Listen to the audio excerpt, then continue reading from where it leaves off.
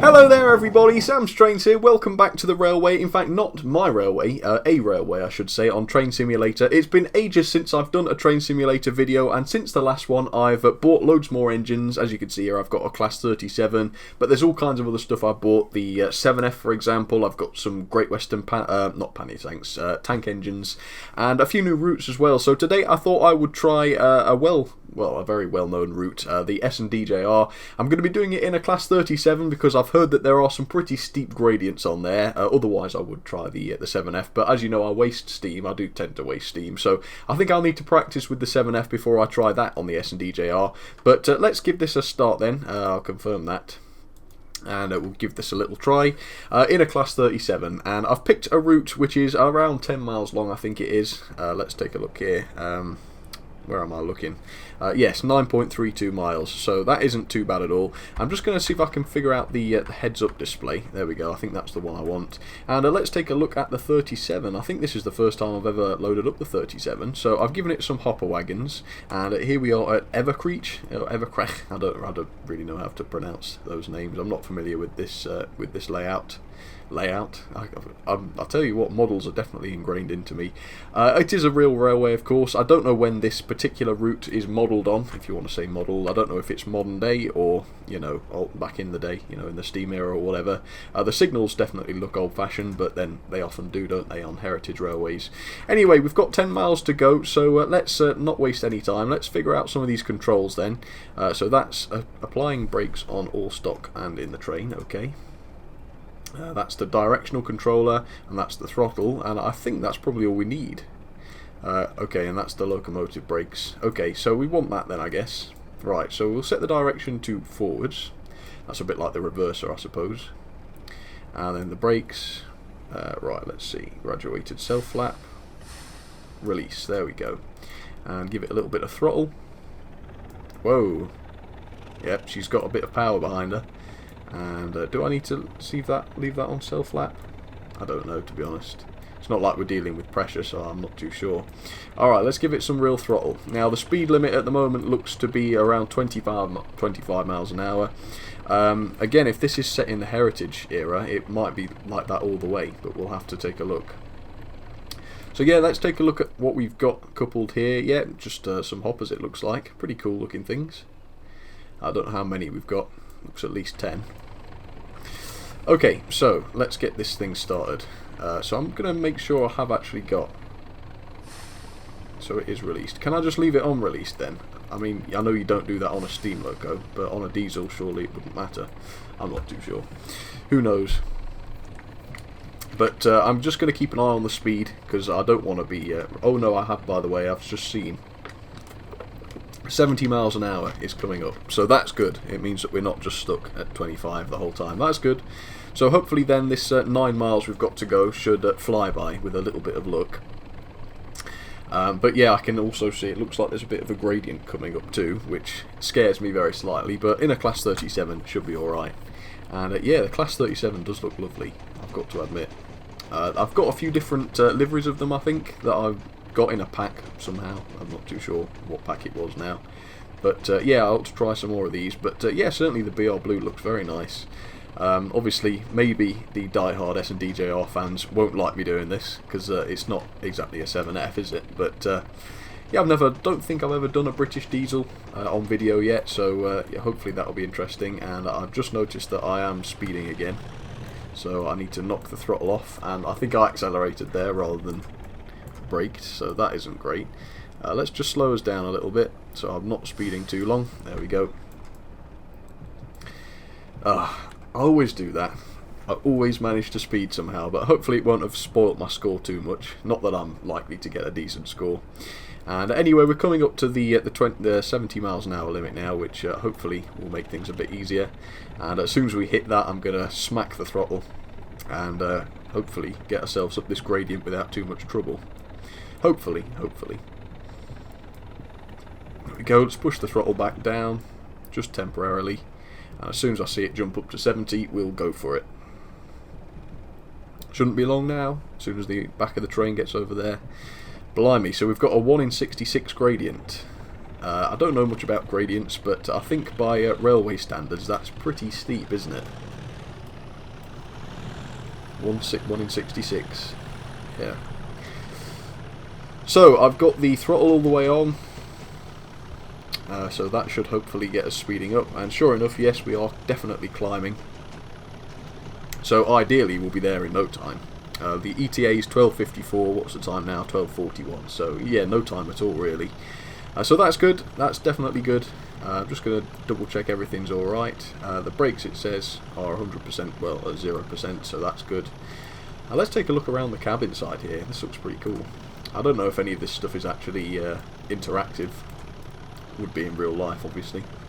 Unless it's a model. What's this wheel? Control to activate handbrake. Okay. I probably won't be needing that today. Any other controls I can use here? Low headroom. I wonder what's through there. No idea. Control to stop the end via in-cab button. Okay, so that's, I guess, to cut the engine out. Control to start the engine. Sanders, won't need those. AWS reset. Okay, well that's good. I don't know if the S&DJR has that, but if it does, that's what I'll need to press. Oh, this looks like a nice station. It says Everkrech New.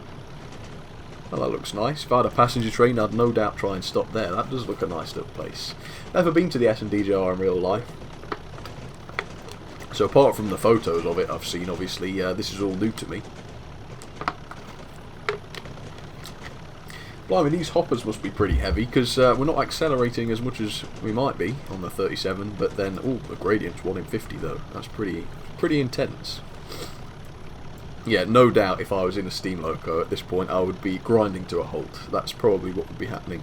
Hell, I'd grind to a halt if there's no gradient, so I'd definitely be in a lot of trouble.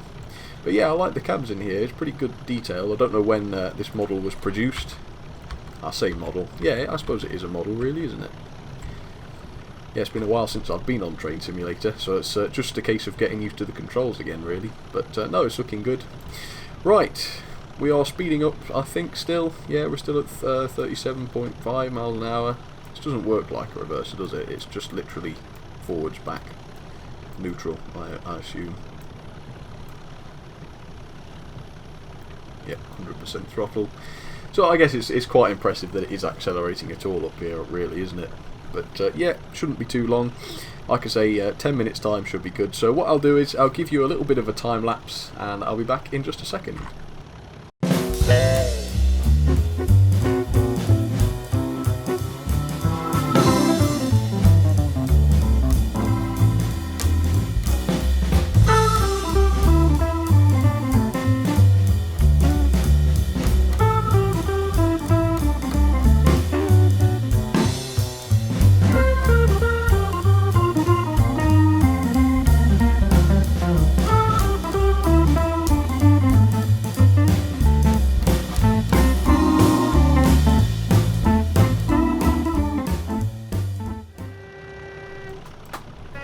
Found the horn.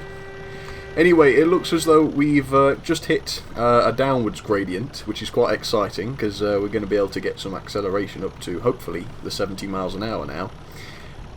We've not been able to do that so far, even with the throttle on full, just because the gradient's been killing it, but hopefully this will give me a chance to get up to a decent speed, and then hopefully the second half of this trip will be quicker than the first. But yeah, it is climbing. We're at 45 now. I'm hoping they're not going to spoil it with another speed limit, and yes they are. There's a 30 miles an hour there just before a tunnel, but nonetheless I'll go at 40 for as long as we can, or 50 as it is now. Another thing is I don't really have a feel for the brakes yet, so when it comes to stopping I might slow us right down a little bit early, just so that I'm not missing it. And my goodness, it's a bit bumpy here. The whole loco just dropped.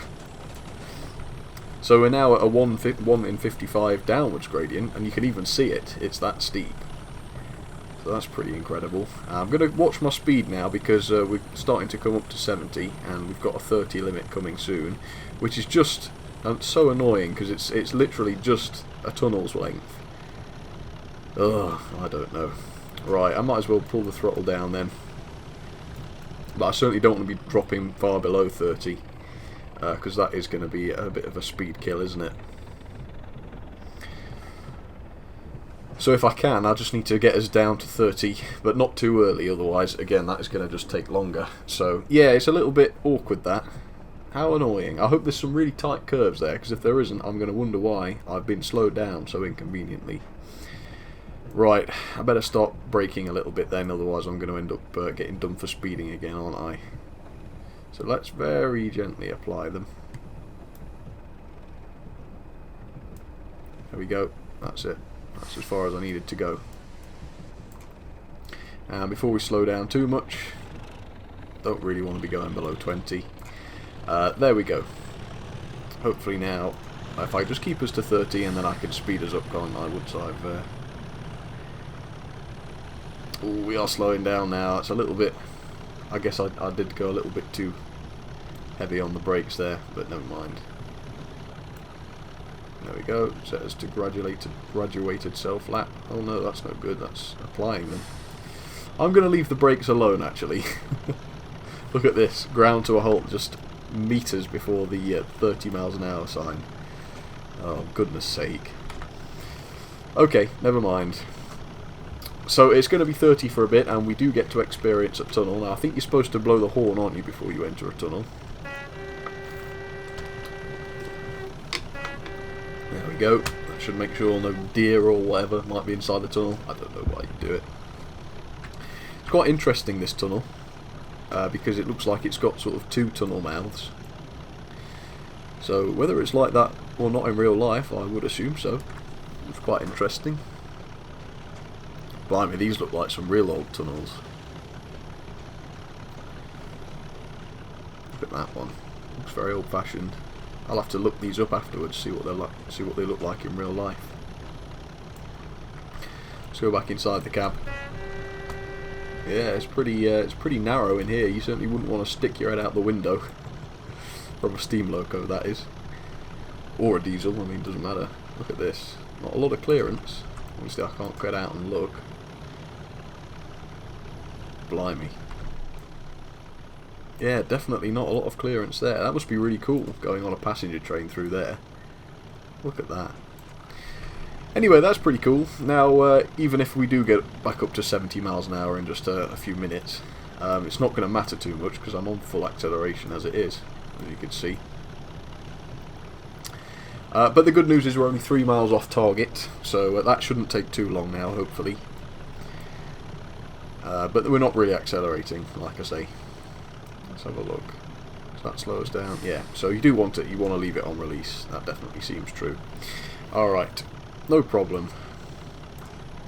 And that is, yeah, and that, again, that is just forwards and back. I'm just making sure there isn't like a gear system in here that I'm missing out on, because that would be annoying.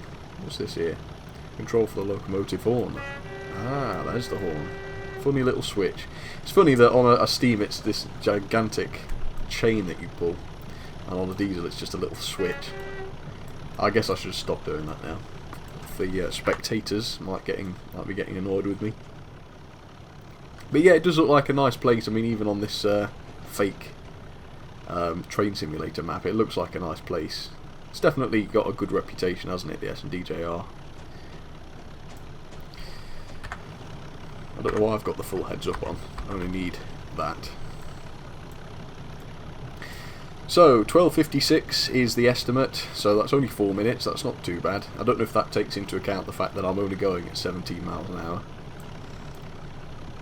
I guess we'll have to wait to see.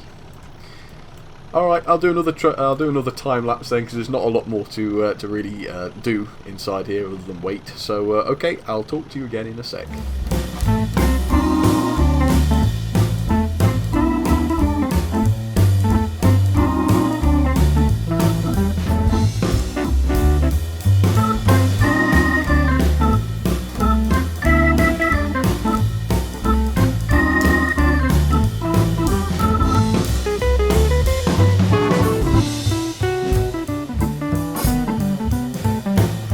Okay, so we're approaching the final mile of the trip now, 1.2 miles to go, and the gradient has just leveled out. We're now at a gradient of, oh no it hasn't, it went to 0 and now it's at 1 to 73, but it does appear as though we're now going downhill, which is good.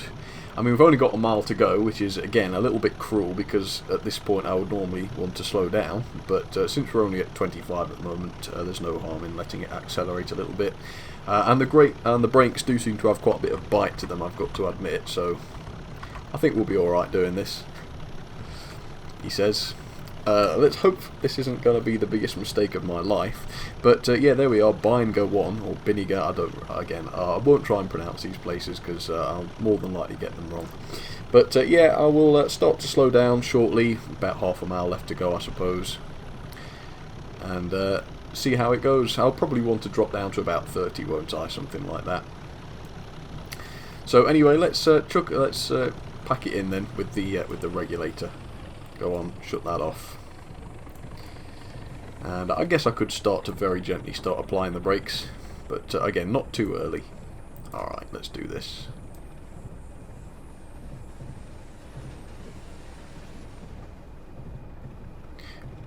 Alright.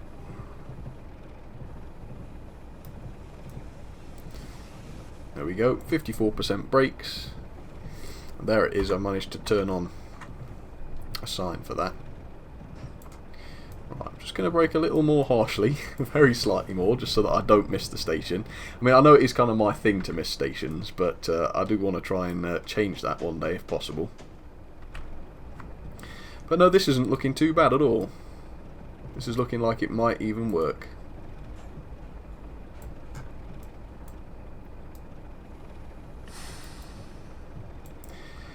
Just release the brakes at the last moment and crawl to the end of the platform. It looks like this train might even fit inside the platform, which would be nice.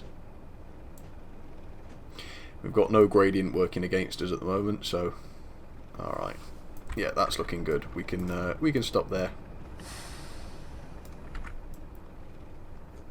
There we go. There you go, passengers. You can get onto the hoppers now. There we go. Well, that was probably one of the best stops I've done. I don't really know if you're supposed to get the loco in, but certainly the train is inside the platform, so that's good. I'm happy with that. That seemed to work. Obviously, it's a lot easier driving diesels than it is steam, so I will have to try some steam again next time, but like I say, I've got quite a few new locos to try, so hopefully that will be fun. But it says, well done, you've reached the end of this quick drive scenario, so I'm pleased with that. That seemed to go quite well. No massive disasters. I guess the gradient was a bit of a pain, but that's not going to go away, is it, regardless of the loco. So anyway, thank you very much for watching. That's all I'm going to do today. That worked pretty good. I enjoyed it, and the S&DJR looks great, so I'm looking forward to exploring more of this this map as time goes on. But for now, thanks for watching, folks, and I will see you very soon. Cheers, everybody.